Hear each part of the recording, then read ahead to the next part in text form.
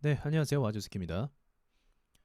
자, 시장에 따른 대응 방법, 시장에 따라 수익을 내는 방법에 대해서 드려보도록 할게요.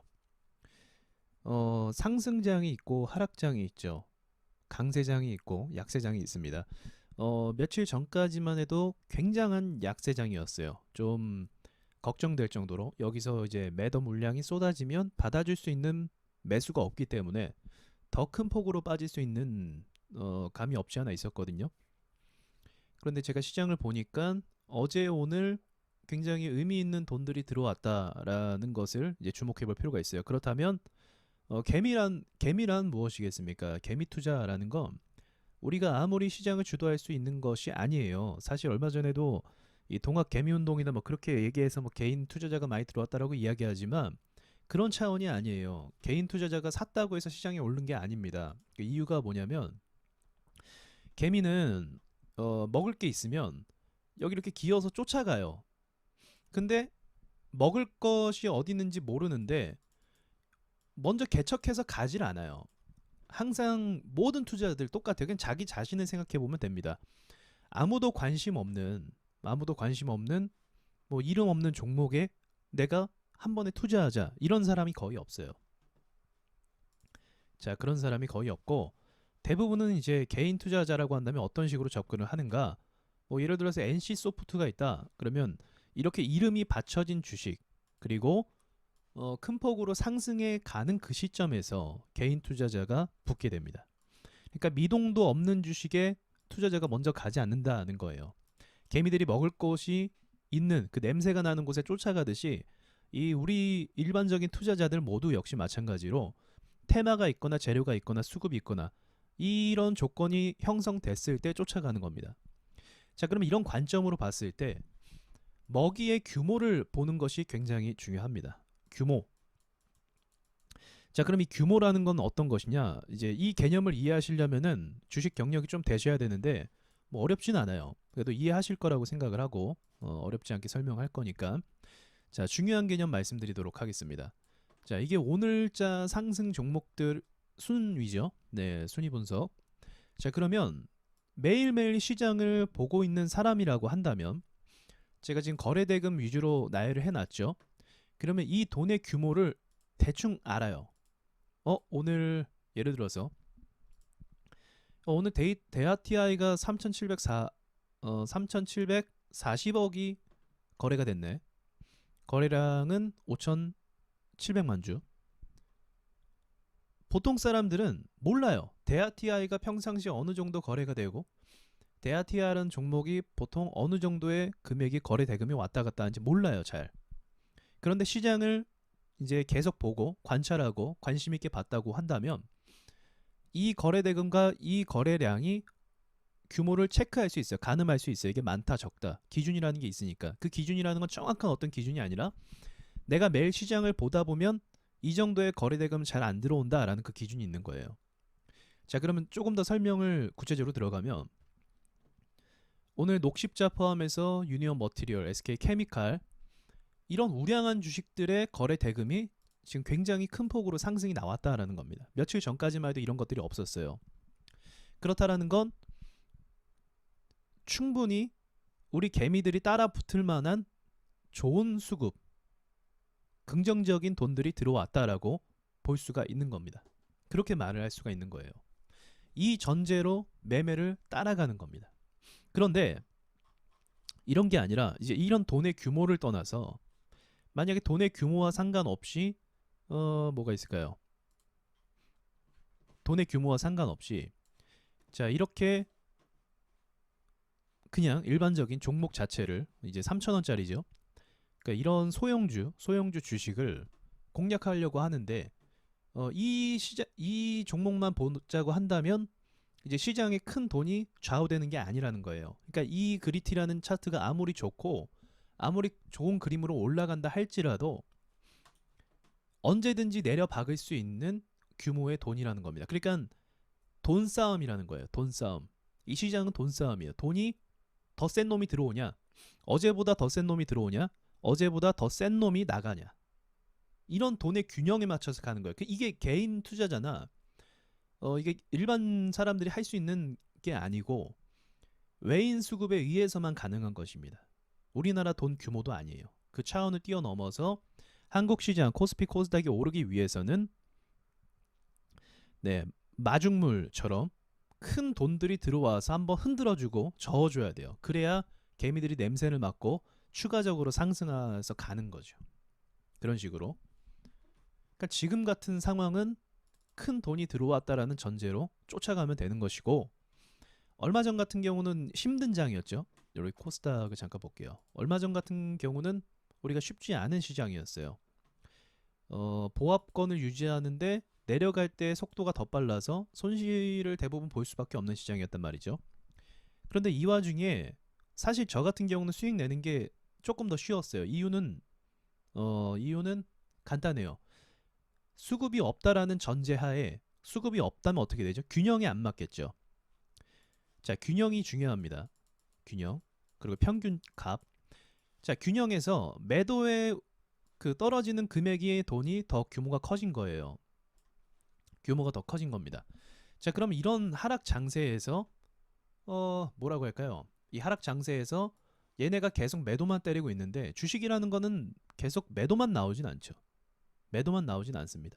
그래서 어느 정도 개별 종목들의 자리에 도달하게 되면은 반등이라는 게 나옵니다. 그 반등을 이제 기술적 반등이라고 표현하기도 하죠. 말을 설명하기도 하죠.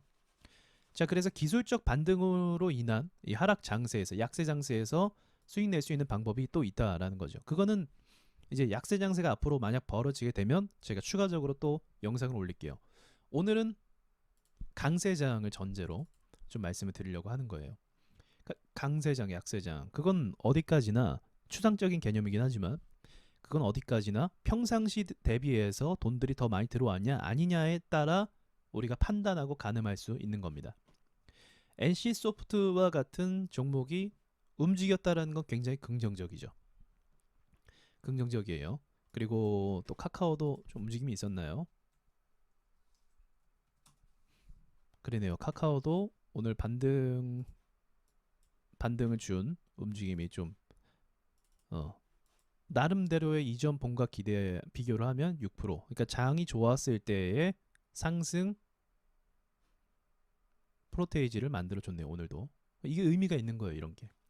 그리고 또 평균 거래량 값을 보자고 한다면, 이제 거래가 죽은 상태에서, 이제 호가가 죽은 상태에서 올랐기 때문에 여긴 당연히 못 미치고, 이제 여기서 한 번 더 쳤을 때, 이제 보합을 주거나 올라갔을 때 또 이전에 거래량을 쳤던 만큼의 그 거래가 활성이 되는지, 이런 기준도 굉장히 중요해요. 200만 주 이상이네요. 200만 주 이상 위로 이제 올라오는가, 이런 거를 또 지켜보는 게 이 시장에 돈들이 활발하게 돌고 있다. 그러니까 혈액순환처럼 막 이제 그 잘 돌아서 우리 돈들도 잘 섞이고 또 잘 오르고 이런 것들이 되는지를 항상 가늠을 해봐야 된다는 겁니다. 코스닥 말씀을 또 추가로 드리자면, 이 부분은 이제 카페에 말씀을 올렸던 부분인데, 이걸 또 체크하는 것도 중요한 게 어떤 부분이 있냐면, 제가 이 지금 선 두 개를 그어놨죠. 이 선 두 개가 굉장히 중요한 가격선이에요. 여기를 이탈해버리면 이제 좋지 않은 거고, 네, 여기를 탈환해서 올라가서 이 위로 이제 800포인트죠.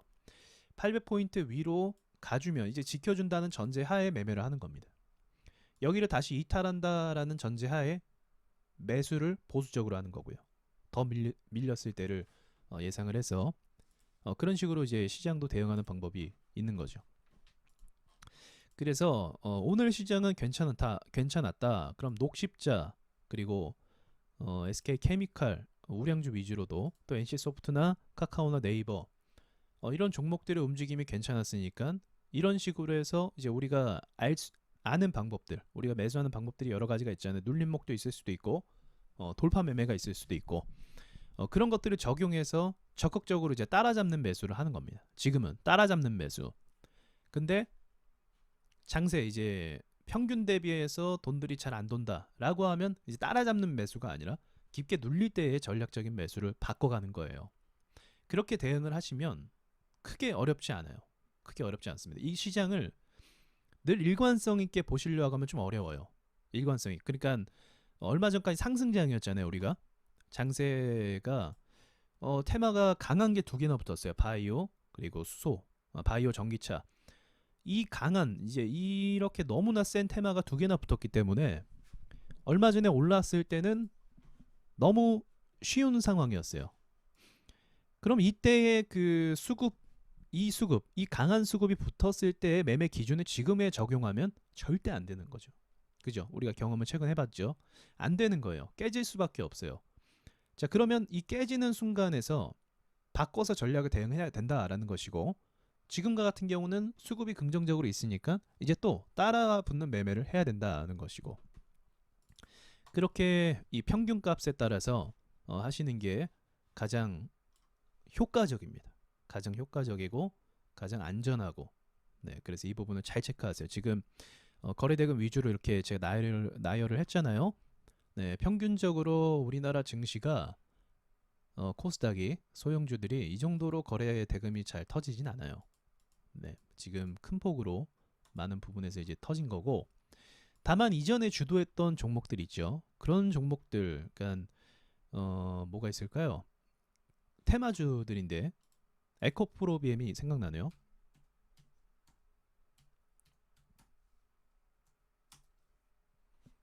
네, 이러한 테마주, 이러한 종목들은 아직 거래가 안 붙고 있죠. 네, 활발했을 때의 그 돈들이 다시 들어와야 된다라는 설명. 간단하죠? 활발하게 거래가 활성화됐을 때에 그러한 자금들이 다시 한번 거래가 붙으면서, 그러니까 매일 평균적으로 매일은 할 수는 없을 거고 100만 주 정도의 거래가 자주 출몰하는, 활성화가 되는 그런 그림이 나타나면 추격으로 들어가는 거죠. 따라서 매수하는 거죠. 그러니까 개미들이 살아남으려면 돈 냄새를 잘 맡아야 돼요. 어쩔 수 없이. 이 시장은 우리가 주도하는 것이 아니기 때문에 개인 투자자가 이 시장에서 잘 살아남으려면 돈의 흐름에 대해서 예민하게 굴어야 됩니다. 그게 가장 중요한 핵심이에요. 자, 이해가 되셨으리라 생각하고, 이해 안 되시, 아마 초보 개념에서는 좀 이해가 어려울 수도 있을 것 같아요. 그러면 일단은 제가 오늘 한 이야기를 머릿속에 넣으세요.